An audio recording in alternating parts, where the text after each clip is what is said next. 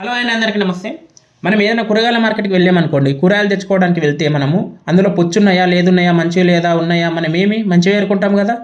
ఎందుకంటే బాలేనివి మనకు ఆరోగ్యానికి హానికరం అన్నట్టు ఉంటుంది. అలాగే అలాంటి కూరగాయల మార్కెట్కి వెళ్ళినప్పుడు మనము కూరగాయలు బాలేకపోతే మనకు హెల్త్ ఖరాబ్ అవుతుందని అనుకుంటామే. మళ్ళీ అలాంటి ఎలక్షన్ టైంలో వచ్చినప్పుడు మనం మంచి నాయకుడిని ఎన్నుకోకపోతే అలాంటిది కూడా మనకి కూడా ప్రభావం పడుతుంది కదా. ఇదే ఎందుకంటే మనకు మోరీ బాలేకపోతే మోరీ మొత్తం నిండిపోయి దోమలొచ్చి నిండిపోతేనంటే ఆ దోమలొచ్చి మనకి కరిచాయనుకో, మన ఫ్యామిలీ మెంబర్స్‌కి డెంగ్యూ ఫీవర్ వచ్చి ఎవరైనా చనిపోయారనుకో, అప్పుడు కూడా ప్రాబ్లమ్ ఎవరికి? మనకే. మనకు కరిచినా కూడా ప్రాబ్లమ్ మనకే. రోడ్డు బాలేపోతే రోడ్డు గుంతల్లో పడి నెత్తి పగిలిపోయి, కాళ్ళు చేతులు ఇరిగిపోయి చనిపోయిన వాళ్ళు కూడా ఎంతోమందున్నారు.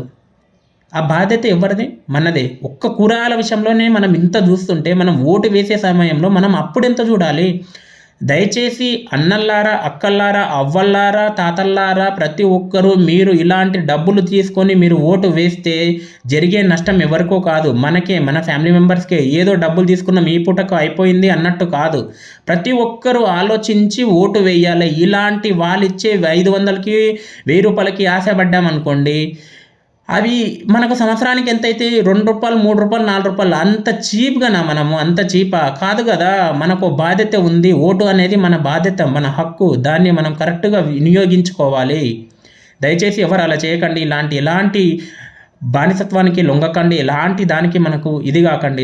ఈ వీడియో గనుక నచ్చినట్టయితే లైక్ చేయండి, షేర్ చేయండి, సబ్స్క్రైబ్ చేసుకోవడం మాత్రం మర్చిపోకండి. ఎందుకంటే చాలామంది చూస్తున్నారు గానీ చేసుకోవట్లేదు. మీ యొక్క సపోర్ట్ అనేది